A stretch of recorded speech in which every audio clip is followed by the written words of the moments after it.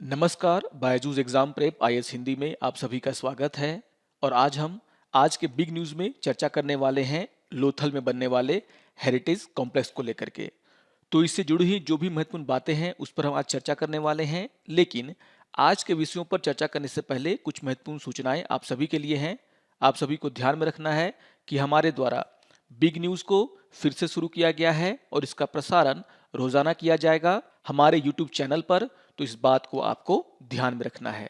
आपको ये भी ध्यान में रखना है कि हमारे द्वारा राष्ट्रीय छात्रवृत्ति परीक्षा का आयोजन किया जा रहा है और यह परीक्षा 23 अक्टूबर सुबह 11 बजे से आयोजित की जाएगी। तो जो भी स्टूडेंट सिविल सेवा परीक्षा की तैयारी कर रहे हैं और हमसे जुड़ना चाहते हैं उनके लिए यह बहुत ही अच्छा मौका है। इस परीक्षा को दे करके आप 90% तक छात्रवृत्ति प्राप्त कर सकते हैं। आपको यह ध्यान में रखना है कि इस परीक्षा को देने के लिए आप सभी को अपना रजिस्ट्रेशन करना होगा और रजिस्ट्रेशन करने की आखिरी तारीख 23 अक्टूबर सुबह 6 बजे तक है। रजिस्ट्रेशन का लिंक इस वीडियो के डिस्क्रिप्शन बॉक्स में दिया गया है, जिसका उपयोग कर आप आसानी से अपना रजिस्ट्रेशन कर सकते हैं। तो इन दोनों बातों को आप लोग ध्यान में रखेंगे। अगर हम आज के विषय की बात करें तो आपको ध्यान में रखना है कि भारत सरकार के द्वारा लोथल, जो कि गुजरात में है, वहां पर एक नेशनल मैरीटाइम हेरिटेज कॉम्प्लेक्स का निर्माण किया जा रहा है, जो कि भारत के समृद्ध समुद्री इतिहास का प्रदर्शन करेगा। और इस निर्माण में किस तरीके की प्रगति हो रही है, इसका जायजा लेने के लिए प्रधानमंत्री के द्वारा वीडियो कॉन्फ्रेंसिंग के माध्यम से साइट पे चल रहे निर्माण का समीक्षा किया गया है। तो आपको ध्यान में रखना है कि बहुत ही इंपॉर्टेंट हो जाता है यह आपके एग्जाम पॉइंट ऑफ व्यू से। अगर हम लोथल की विशेषताओं की बात करें तो आपको ध्यान में रखना है कि लोथल सिंधु घाटी सभ्यता का सबसे दक्षिणी स्थलों में से एक है, जो वर्तमान में गुजरात के भाल क्षेत्र में स्थित है। ऐसा माना जाता है कि लोथल, जो कि एक बंदरगाह शहर है, उसका निर्माण 2200 ईस्वी पूर्व किया गया था। और लोथल प्राचीन काल में एक फलता फूलता व्यापार केंद्र था, जहां मोतियों, रत्नों और गहनों का व्यापार पश्चिम एशिया और अफ्रीका तक होता था। तो इन सभी जानकारियों को आपको ध्यान में रखना है।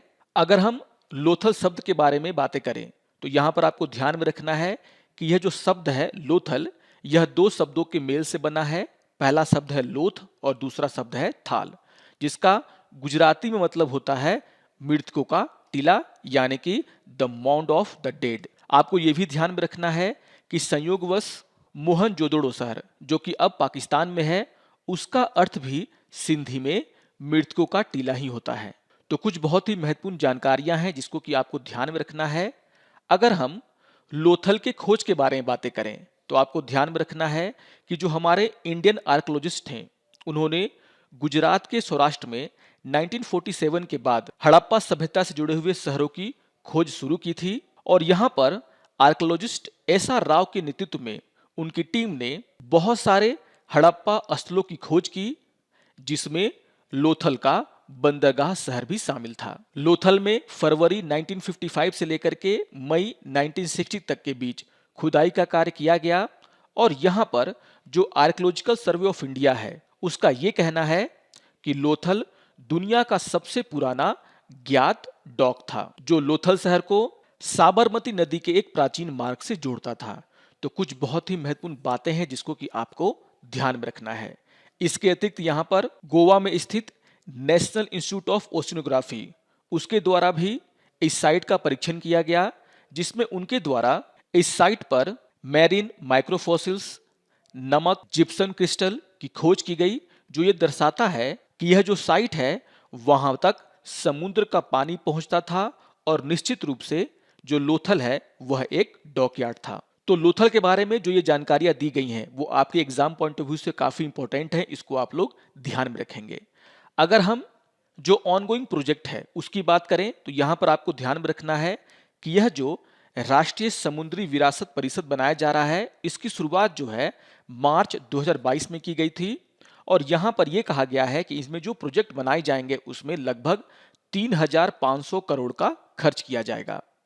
यह जो परिसर है वह लगभग 400 एकड़ में विकसित किया जा रहा है। और यहां पर लोथल से जुड़े हुए बहुत ही महत्वपूर्ण बातों को प्रदर्शित करने की बात कही गई है। जैसे यहां पर 4 थीम पार्क होंगे, आप देख सकते हैं। यहां पर यह कहा गया है कि यह जो राष्ट्रीय समुद्री विरासत परिषद बनाया जाएगा उसमें एक मेमोरियल थीम पार्क होगा, maritime and navy theme park होगा, क्लाइमेट थीम पार्क होगा और इसके साथ साथ adventure and amusement theme park भी होगा।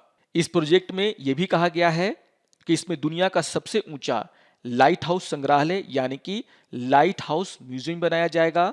इसके अलावा हड़प्पा काल से लेकर के आज तक भारत की जो समुद्री विरासत है उसको उजागर करने के लिए यहाँ पर 14 गैलरी भी होंगी। यहाँ पर सरकार का ये कहना है कि भारत के जो राज्य और केंद्र शासित प्रदेश हैं उनकी जो विविध समुद्री विरासत है उसका प्रदर्शन करने के लिए यहाँ पर एक कोस्टल स्टेट पेविलियन भी होगा। तो बहुत ही महत्वाकांक्षी योजना है ये भारत सरकार की।